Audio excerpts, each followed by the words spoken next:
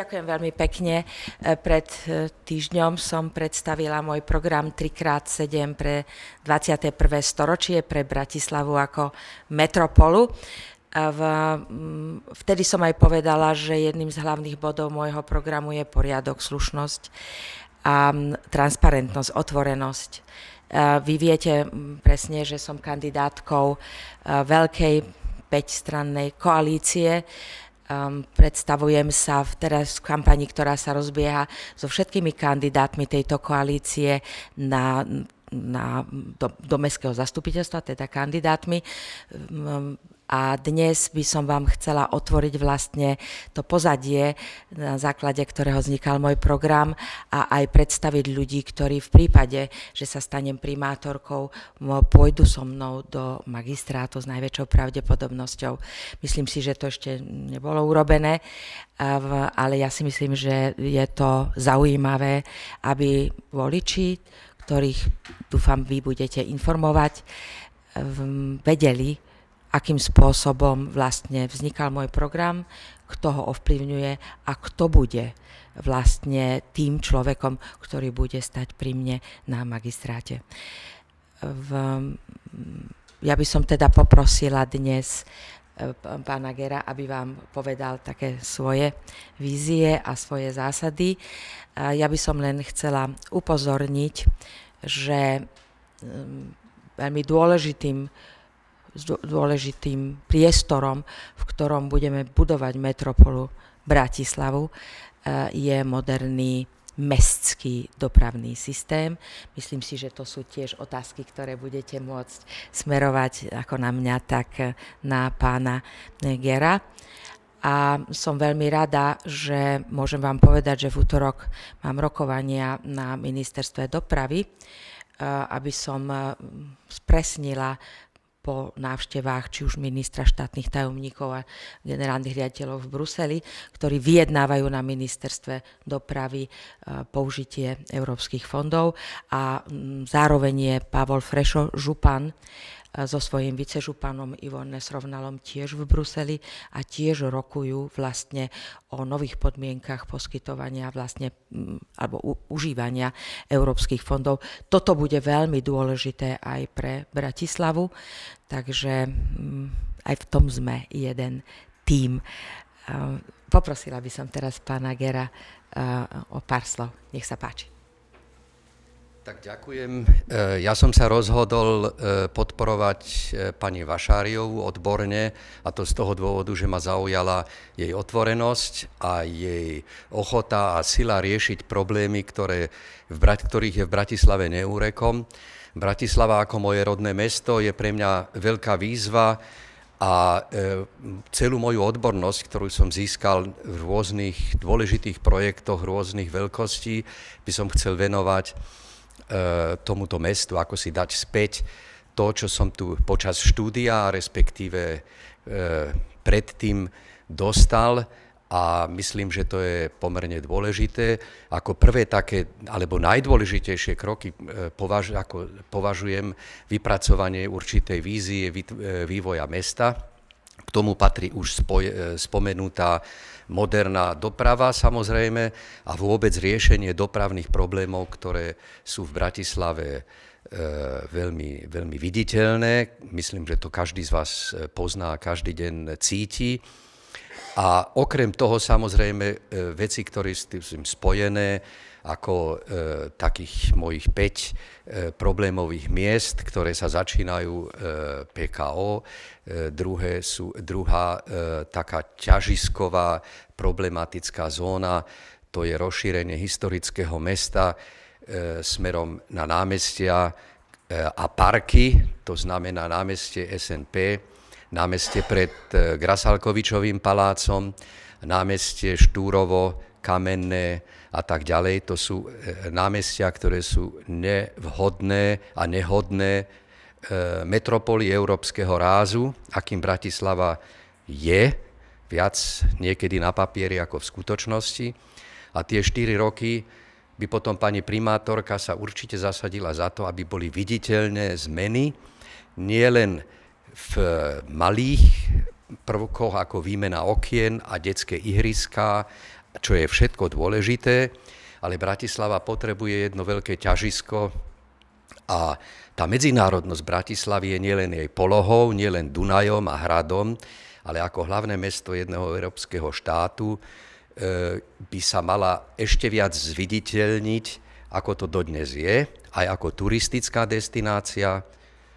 A turistická destinácia nie len na party a lacné pivo britských turistov, ktorých máme tiež radi, ale turistov, ktorí tu môžu kultúru si užiť, môžu si užiť voľného času a vždy sa vrátiť a ďalej rozprávať, ako je to dobré prísť do Bratislavy, aká je Bratislava atraktívna. Ja by som bol rád, keby ste sa aj niečo vypýtali, lebo nakoniec my sme odkázaní aj na to, aká je vaša mienka a hlavne, čo vy považujete za dôležité. Ďakujem. Aj tu je potom. A vy si vždy tak sadáte, že vás vôbec nevidím, dámy. Prepáčte, teda. Ja sa chcem spýtať, čo to teda znamená, že pán Gero, v prípade, že by ste uspala v voľbách, že pán Gero by mohol byť nástupca na post hlavného architekta? Ja k tomu čo poviem. Môžem? Áno, dobre, povedzte najprv vy. Nakoniec je to dôležitá otázka aj na pani Vašáriovu, ale aj dôležitá otázka na mňa. Ja by som povedal, že ako v prvom je samozrejme ťažiskové to, aby pani Vašáriová bola primátorka.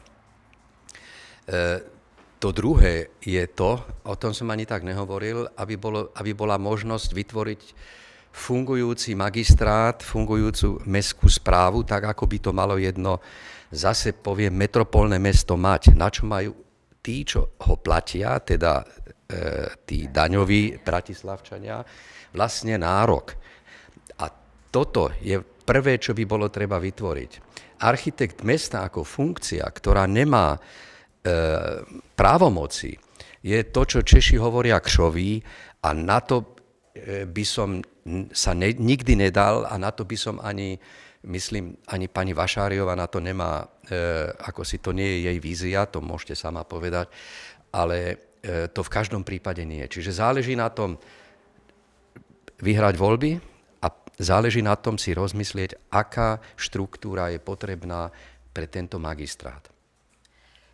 My sme o tom samozrejme diskutovali s pánom Gerom v podmieňovacom spôsobe, pretože, ako hovorí, najprv treba vyhrať voľby, ale práve aj táto tlačovka je dôkazom toho, že uvažujeme aj ďalej. To znamená, nie len čakáme na moment, kedy by sme vyhrali voľby, ale my už vieme, keď vyhráme voľby, neprídeme ako úplní nováčkovia, ale prídeme už s hotovými niektorými štruktúrami, predstavami. Nebudeme sa zoznamovať so situáciou. My sa snažíme, napokon dnes je mestské zastupiteľstvo znovu zvolané. Ja o 12:00 tam budem tam sedieť, mám pripravené prípadne krátke vystúpenie, ak by mi mestské zastupiteľstvo povolilo vystúpiť, uvidím, aká je situácia, ale považujem to, že s drobnými kozmetickými úpravami vedenie mesta predloží znovu tak dôležitú vec, ako je územný plán, jeho dodatky a zmeny, po pár dňoch potom, čo ho zastupiteľstvo odmietlo minulý týždeň, považujem za veľmi mimoriadnu záležitosť a chcem byť osobne prítomná, aby som videla na vlastné oči atmosféru, aby som videla tých ľudí, ktorí pred voľbami necelých 6 týždňov sa snažia ešte zmeniť nenávratne. Zdôrazňujem, nenávratne situáciu v meste. Považujem to za nenáležité a možno aj protiprávne. Ale aby som teda len v krátkosti naviazala na to, čo povedal pán Gero, v mojom programe nájdete samozrejme 4 vety, ale veľmi dôležité vety. Tu nejde o to, že či to bude pozícia hlavný architekt sa to bude volať. Dôležité je, aký tento človek dostane právomoci. A ja si to zatiaľ predstavujem tak, že priamo pod primátorkou bude úrad, ktorý bude mať pod sebou celú urbanistiku mesta, včetne územného plánu. To považujem za veľmi dôležité. A včetne dopravy, áno, samozrejme, včetne dopravy. Nech sa páči. Tu bola otázka. Vy ste mali otázku. Aha, prepáčte. Ja ešte takú doplňujúcu, lebo teda chcem sa spýtať, ako ste ako kandidátka na primátora, ako ste spokojná s tým, ako dnes hlavný architekt pôsobí, respektíve čo konkrétne, ak sa dá povedať, by ste chceli na tomto zmeniť, na tom pôsobení? Alebo na tom úrade ako takom? Ako viete, máme hlavného architekta, ale keď sa pozriete, akú má právomoc, je to vlastne len jeden z poradcov, ktorý je vedľa primátora, má jednu sekretárku a nerozhoduje o ničom, pretože celá štruktúra magistrátu je podriadenia pani riaditeľke magistrátu. A pod ňu spadá vlastne aj územný plán a doprava a všetky aj drobnosti, ale aj tie koncepčné záležitosti. Toto považujem za zlú štruktúru magistrátu, pretože si myslím, že ak ľudia, teda Bratislavčania, si volia svoju primátorku, tak si musia zvoliť vlastne možnosť ovplyvniť zásadným spôsobom tie koncepčné záležitosti, ktoré mesto potrebuje, a zároveň aj, aby vedeli, kto je zodpovedný, ale skutočne zodpovedný. Pretože ak je štruktúra magistrátu postavená takto, to znamená, že vlastne úradníci sú zodpovední a teda ktorýkoľvek človek, ktorý je na magistráte v tejto štruktúre, ako politik, môže povedať, no ale to úradníci rozhodli. Čiže jasné právomoci a tým pádom ale aj jasná zodpovednosť. Chcete k tomu niečo dodať? Ja len toľko, že môjim cieľom je taká štruktúra, akú ja poznám a aká sa v mojej praxi veľmi overila. A to znamená jednoducho povedané, aby médiá, teda vy, obyvatelia, investori mali jednu adresu, na ktorú sa treba obrátiť a zodpovednú adresu, ktorá vie dať informácie aj zodpovedná za neduhy alebo za vývoj, ktorý vy považujete za nesprávny, s ktorým sa to dá vydiskutovať, aby nemohol nikto odstúpiť. Napriek tomu, že architekta mesta Bratislavy si veľmi vážim ako osobu, veľmi s ním komunikujem na odbornej úrovni už roky. Toto, čo povedala pani Vašáriová, je dôležité, že tie kompetencie nemá také, ako by ich mal mať, a tá celá štruktúra je taká, ako som povedal, nakoniec aj to mesto, ten architekt mesta, to len k vašej informácii, to je funkcia, ktorá pochádza zo socialistických štruktúr východného bloku, ktorá sa nachádzala vo východnom Nemecku, v Bulharsku, v Rumunsku a neviem kde. Dneska je moderný prístup k riešeniu problémov vždy, ako by som povedal, nie problém architektonický, ale problém rôznych odborností. My sme tu hovorili o doprave, ale to je problém sociológov, to je problém skupín, ktorých sa zaoberajú zeleňou, parkami, verejnými priestranstvami. Nakoniec tým fungujúcim mestom. To architektúra je vlastne až, nechcem povedať to posledné, ale je to tá čerešnička na tej torte, tá báza.